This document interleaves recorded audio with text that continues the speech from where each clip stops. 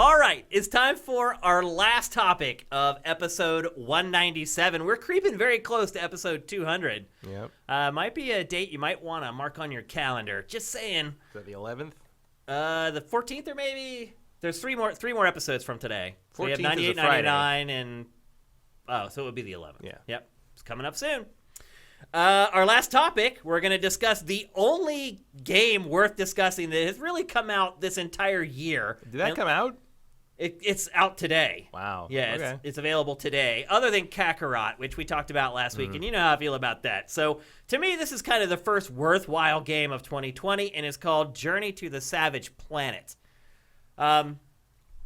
So, I got this code yesterday. I did not get to play a ton of it. I played about 3.5 hours of it. Yeah, I haven't played it. First off, it's only recently I stopped confusing it with Raiders of the Broken Planet. Yeah. Which changed his name to Space Lords. But as you watch this footage, you'll start confusing it with other games. Okay. Because it looks like a bunch of other games, and it plays like a bunch of it. And that's why the lower third says the blender. Because this game really does blend a bunch of different series and franchises into one. It is available today. It just came out today. It's available for PC, PS4, Xbox One. I believe there's a Switch version coming, but I don't think it came out today. I think it may be coming a little later.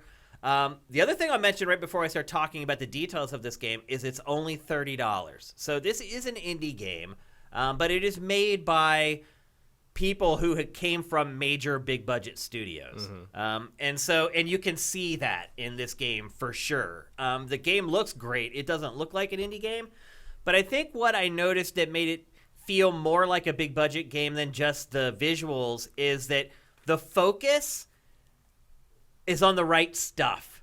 Like a lot of times I feel like indie games in general, or just games that just don't have a big developmental budget, they worry too much about visuals and things that people see outwardly, and they don't worry as much about the systems and sort of the under the hood stuff. This game definitely places an emphasis. Scanning.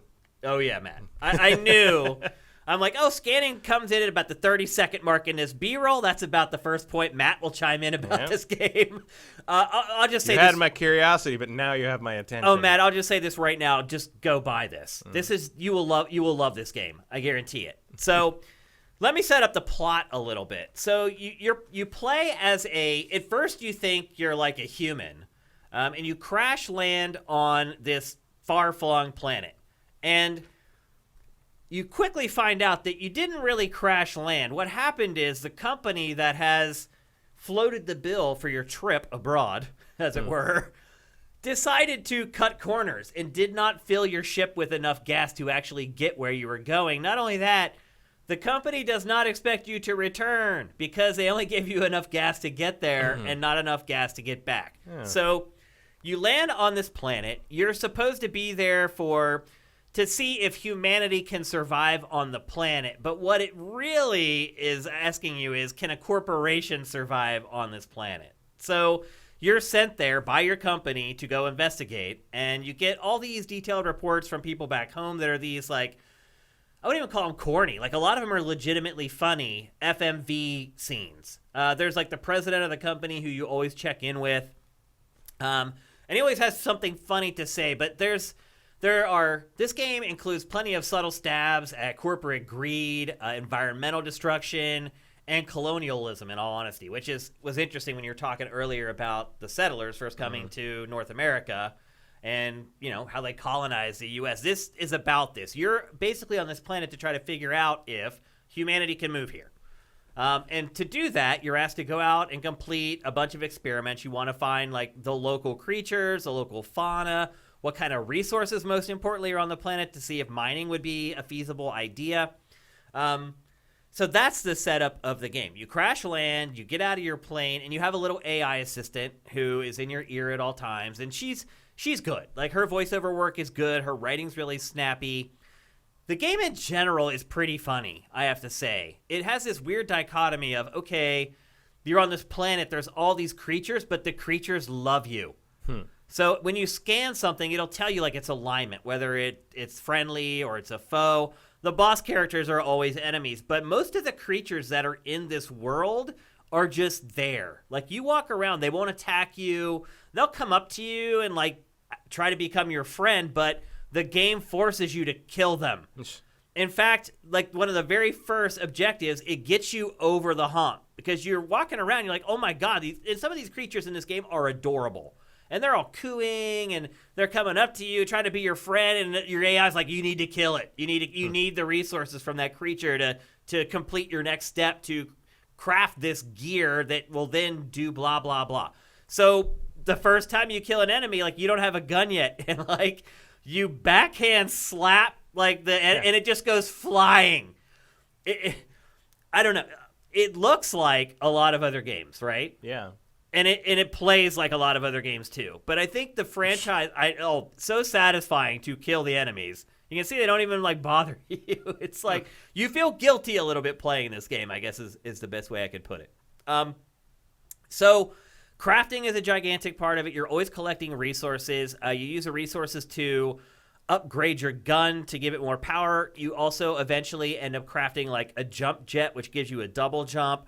You end up crafting a hook shot, like a grapple hook that you can use to get to certain areas. And like Metroid, I mean, this game mostly is like Metroid. If I had to compare it to one franchise, Metroid Prime in particular, you have the grapple hook. The shooting is there, but it's not like the crux of the game in general. Most of the enemies you don't even have to kill. They'll just leave you alone if you walk around, and you generally have to take them down if you need resources to craft something. But grapple hook, the scanning, you saw the first-person view there with the gook over the visor. It's very much Metroid Prime, and it's also like it's designed as like Metroid Prime in that when you first start playing, you'll find the places where you can use the hook shot. You'll find the places where you need the double jump to jump across a wide gap, and you just can't do it yet. And then that pushes you in the direction you do need to go to get the stuff that you do need to get so that you can then craft the grapple hook and the jump boots. That seems like a good idea. That's how you level up. So you find those orange blobs in the world, and you eat one, and you instantly level up. Leveling in this game isn't all that important. You do gain stats, and there are skill trees where you can go in and you can tweak it and kind of customize it to how you want it to be, but it doesn't really matter all that much. Combat in this is not the focus. It's really platforming, to be perfectly honest with you. Again, another part of the game that makes it very much like Metroid Prime. Unlike the combat with the guns, the platforming is absolutely mandatory because you have to do it to make headway to get to the next area of the game. It's really bothering me that you're not scanning these creatures. Your OCD is kicking in. Well, after a while, like, that's one thing I will say. The enemies in this game are kind of repetitive. Mm-hmm. Like, you end up seeing the same creatures over and over and over again. And I'm only about 3.5, 4 hours in, but I've already got tired of, like, these green creatures. Like, when I first fought them, I thought they were a boss. And then within, like, 10 minutes, I was like, oh, they're not a boss. They're just rank and file enemies, unfortunately. So anyway, you're trapped on this planet. You have no gas to get back, but very quickly you do realize that you have the ability to make the fuel to get home. And not only that, you can go home. But you don't want to go home. I'm not going to spoil anything.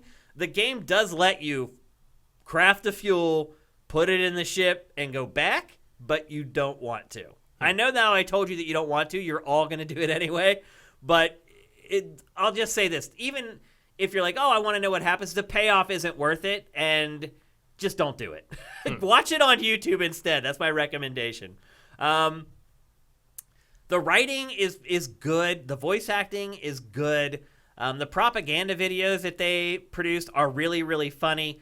The humor can be a little juvenile. There's a lot of fart jokes in this. I mean, so much so that I don't even know if you noticed this or not. They put out like a developer doc for this game that was all about alien anuses.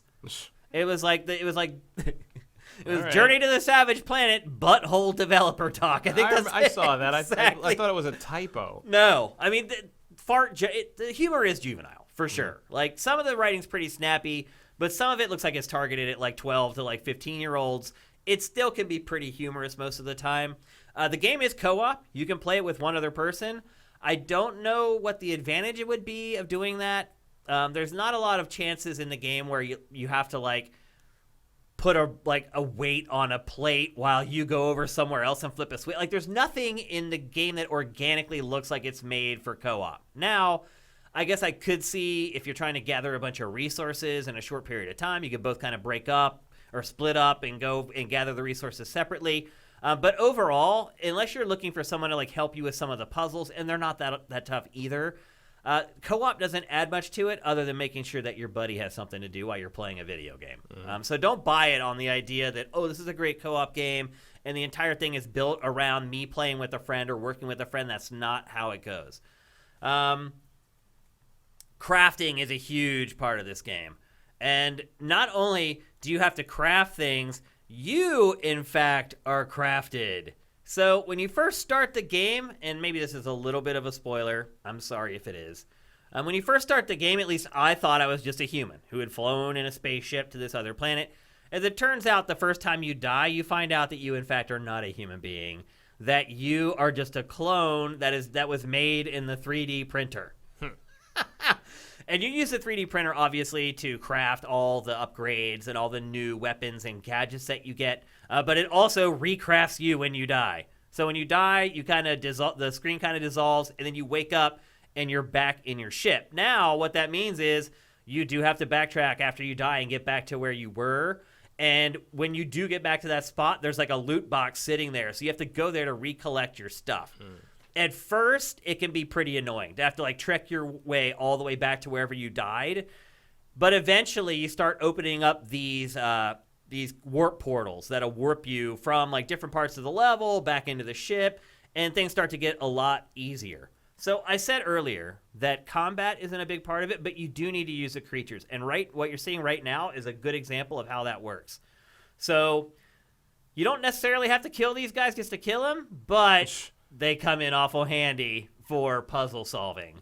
And that's kind of where the creatures come into play. They're not necessarily enemies that you need to fell, but they do have attributes that can help you solve puzzles to gain access to new areas or new parts of the map. What else?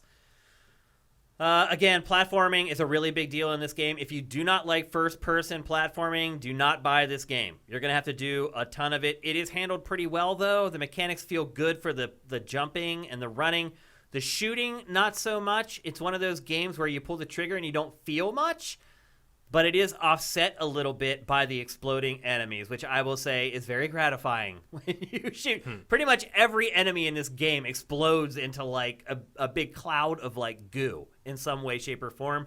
And like No Man's Sky, a big part of this game too is just like checking stuff out. Like right now, like I'm like, wait a minute, that thing moved a little. Oh my gosh! And so there's a lot of cool stuff like that to discover. And scanning does come into play as far as like telling you about creatures and giving you insight into what they do.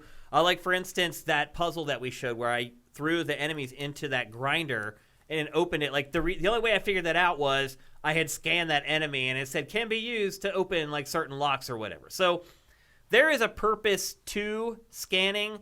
But I think, Matt, ultimately, you may end up being disappointed in the payoff for it. There's not a lot. It's kind of just this thing that you do to kind of just create logs and kind of get a better understanding of the planet and kind of the ecosystem there. As I said earlier, the enemies do get repetitive. It's a short game from what I can tell. There are 4 main areas in the game. I've been playing it for about 3.5, 4 hours, and I'm already basically through the second area. So based upon what the game has presented to me, I'm halfway through the game and I'm at like 4 hours. So I'm guessing it comes in around 10. There's a ton of stuff to collect, like a lot. If you're into that kind of thing, you could probably squeeze a lot more time out of it. But it's looking like it's around 10 hours, but it's only $30. So it's priced, I think, exactly right for where it should be. There are some rough edges in the game. Not everything is polished, but going back to what I was saying earlier about they focus on the right stuff. Like they didn't worry about like, oh, that animation is a little hitchy or, you know, this texture doesn't look razor sharp. They worried about making sure all the systems worked and sort of the level design all flows and creates sort of this feeling of progression. And so there are some rough edges, but for $30, I don't know. For an indie game, it looks pretty damn good. You saw the B-roll. Yeah. It looks up there with like a big budget game. And I think that shows sort of the pedigree of the people who are working on it, that they aren't people who are just working out of their basement. They're people who came from big studios who are like, I just want to do my own thing instead of working for a corporation. Yeah, and that's pretty much it. I've played 3.5, 4 hours of it. I have really, really enjoyed it. If you are a fan of Metroid Prime, go buy this game right now. Seriously. Like, it's $30. I'm guessing you could probably squeeze out 15 out of it if you really kind of looked for everything. But for $30, there's no other game that goes this close to Metroid Prime. There just isn't. Like, that I have ever played anyway. Maybe there's some indie game out there that I'm not aware of. But this is the closest facsimile to Metroid Prime since Metroid Prime 3. You can even kind of see it in the creature designs a little bit. A little bit. But pleasantly surprised by this game. Like, I honestly just kind of reached out to PR for this game on a whim. Like, I kind of looked ahead. I was like, there's really not much coming out for the next couple weeks. And I was like, oh, this game looks kind of cool. I sent them an email. They're like, yep, here you go. And I started playing it. And I was like, damn. Okay. Like, I am really glad that I played this game. So if you're like us and you don't care about Dragon Ball and you're like, what the hell am I supposed to play? I need to play a freaking video game. Go buy this one. I think, again, knowing if you didn't like Metroid Prime, stay away. If you like Metroid Prime, go buy this immediately. Again, $30. What if you like the, I mean, obviously I do. What if you like the idea of like No Man's Sky but wanted it to be a little more handcrafted? So when I first started playing this, I really thought I thought No Man's Sky was going to be the most direct comparison. Mm-hmm. And the more I played it, the less I felt that way. It is way more action-y, shootery, even though a lot of the combat is optional. And I can see why you'd think it looks almost exactly like No Man's Sky, like the art style and all that stuff I can see. And again, I thought at first that's what it was going to be. It turned out to be a lot different than that. And it's a lot more story-driven, a lot more narrative in this than there is, even though while you're out in the field, the story never moves forward. It's after you complete a mission and then you go back to the ship and kind of deposit all the stuff that you've collected. That's when the story tends to move forward. That's when they'll fire off like FMV sequences of the company president being like, bro, what are you doing? You aren't doing what you're supposed to be doing. And that's kind of where it moves forward. But when you're out in the field, there aren't really many story beats. And that's kind of typical of indie games. That's where you can kind of cut corners on an indie game where it'll still look like a big budget game, but to the trained eye, you can kind of pick out the things that they didn't include that a lot of other big budget games did.